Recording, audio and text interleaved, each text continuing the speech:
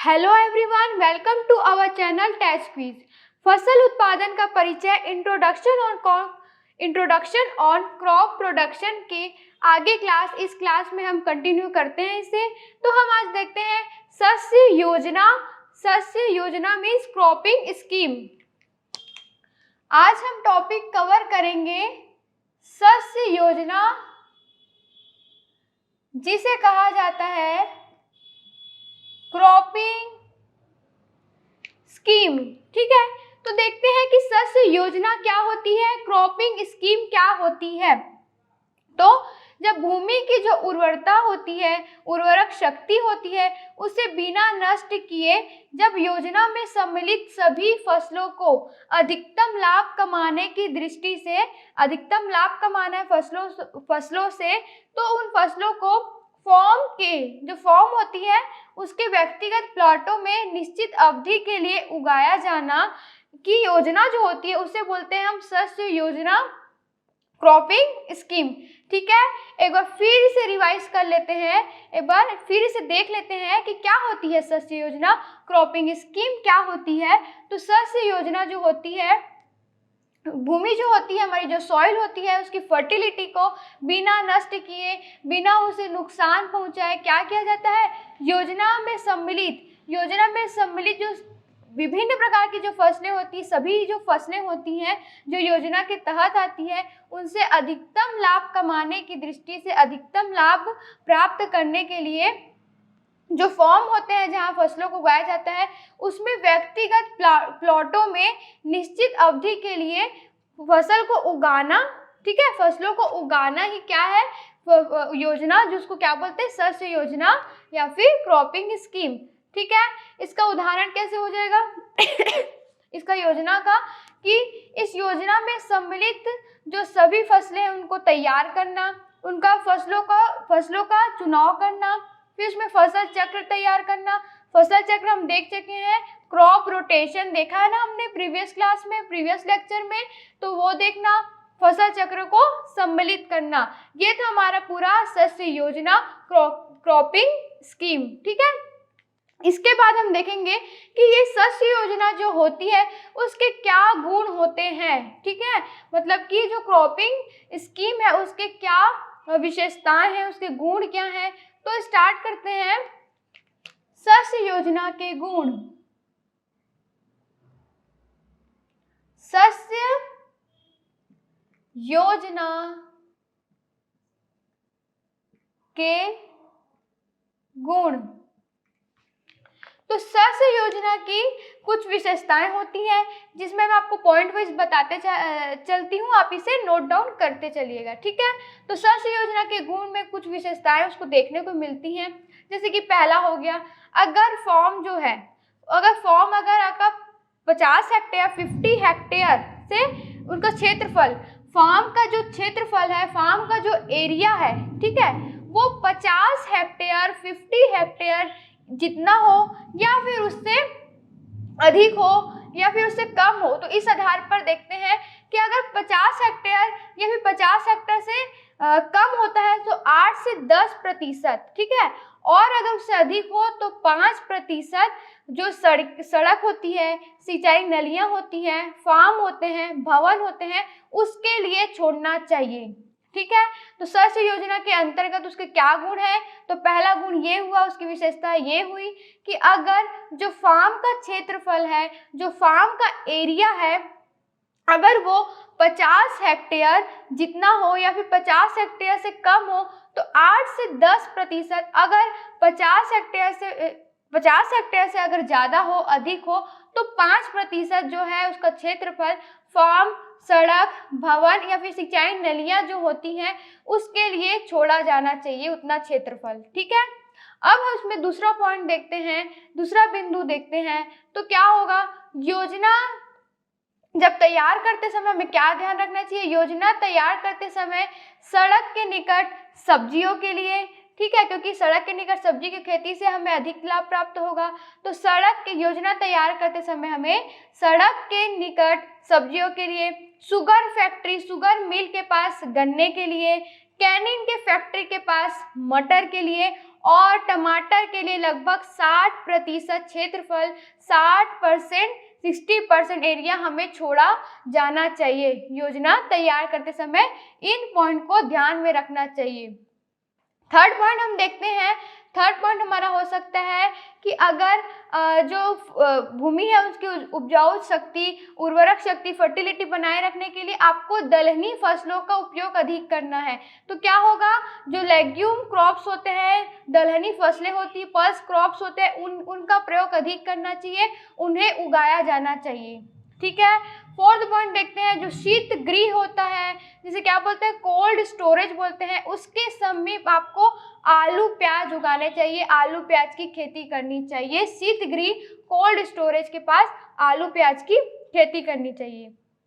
Next point देखते हैं कि जो प्रत्येक वर्ष जो जितने फसल उगाने हैं उसके क्षेत्रफल समान होने चाहिए। ये नहीं कि दूसरे वर्ष का क्षेत्रफल अलग हो, पहले का अलग हो। तो क्या हुआ, प्रत्येक वर्ष उगाए जाने वाले जो फसलें होती हैं उनका क्षेत्रफल क्या होना चाहिए, समान होना चाहिए। और क्या देख सकते हैं इसमें, जो चारे वाली फसलें होती हैं, चारे वाली फसलों के लिए लगभग 10% क्षेत्रफल छोड़ा जाना चाहिए। ठीक है, कितना, 10% क्षेत्रफल चारे वाली फसलें, फॉरेज क्रॉप्स के लिए छोड़ी जानी चाहिए। तो ये थे हमारे शस्य योजना के गुण, प्रॉपर्टीज थे, जिसमें उसकी कुछ विशेषताएं हमने देखी। अब हम देखते हैं कि जो शस्य योजना है उसकी गहनता, फसल की सघनता, मीन्स बोलेंगे क्रॉपिंग इंटेंसिव बोलते हैं, वो देखते हैं। नेक्स्ट हम देखते हैं शस्य योजना की सघनता या फिर योजना की गहनता,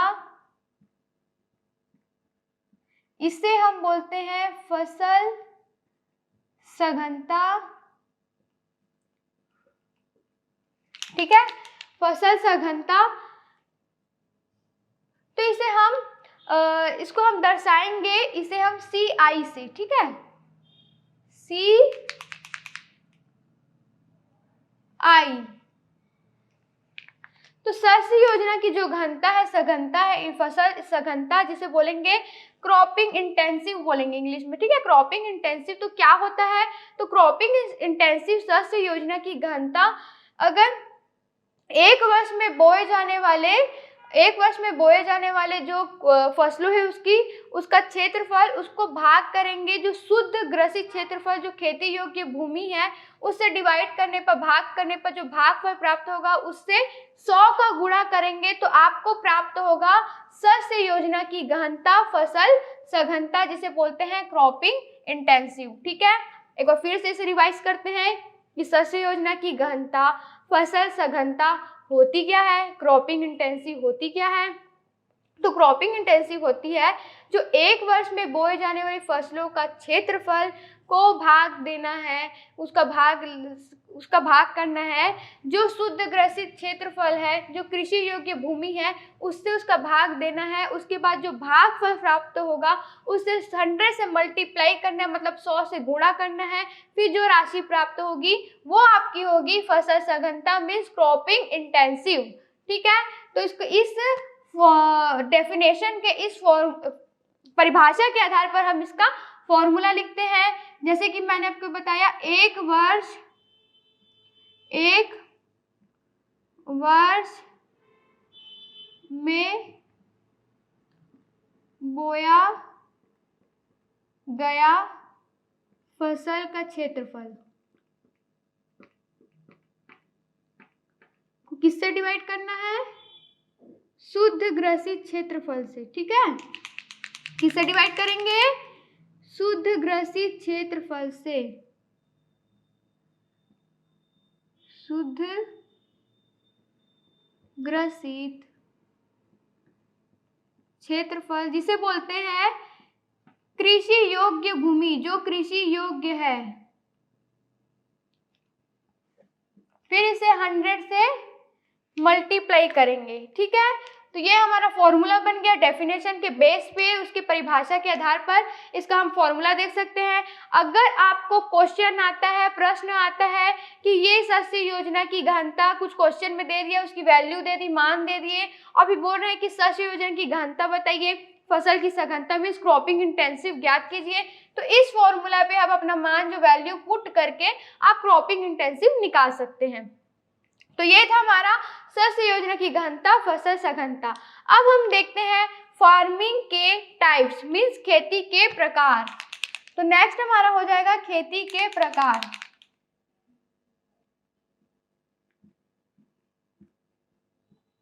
खेती के प्रकार, ठीक है। खेती के प्रकार मीन्स टाइप्स ऑफ फार्मिंग। तो टाइप्स ऑफ फार्मिंग, खेती के प्रकार को हम देखेंगे भूमि के उपयोग के आधार पर, ठीक है।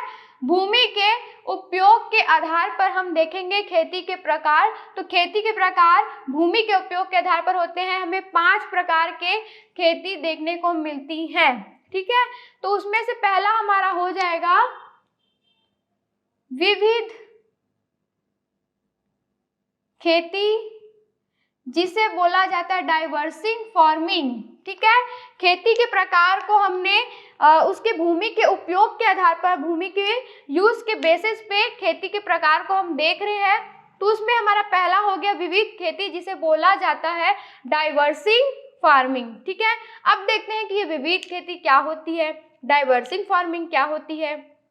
तो इसमें क्या होता है, जो फार्म होता है वो फार्म में जो आय के जो सभी साधन होते हैं, ठीक है, आय के सभी स्रोत होते हैं, आय अपनाए जाने वाले।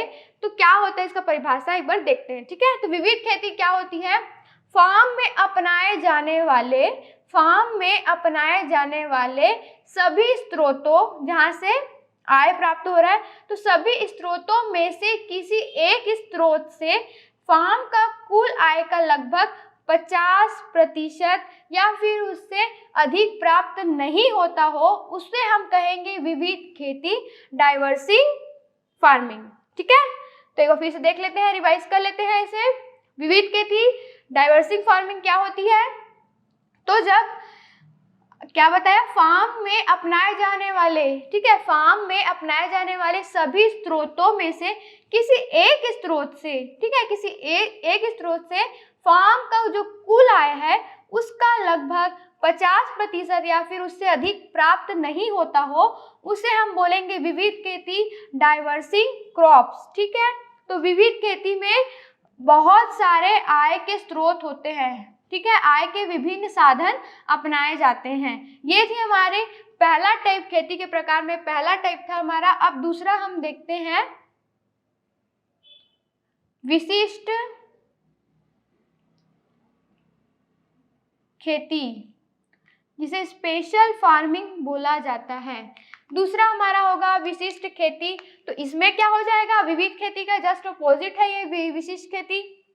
इसमें हो जाएगा जो फार्म होता है उसमें अपनाए जाने वाले जो स्रोत होते हैं, उसमें किसी एक स्रोत से फार्म का कुल आय का 50% या फिर उससे अधिक प्राप्त होता है, ठीक है। विविध खेती में कम प्राप्त होता है 50% या फिर लगभग 50%, और विशिष्ट खेती में किसी एक स्रोत से फार्म के कुल आय का 50% से अधिक प्राप्त होता हो, वो आपकी होगी विशिष्ट खेती, ठीक है।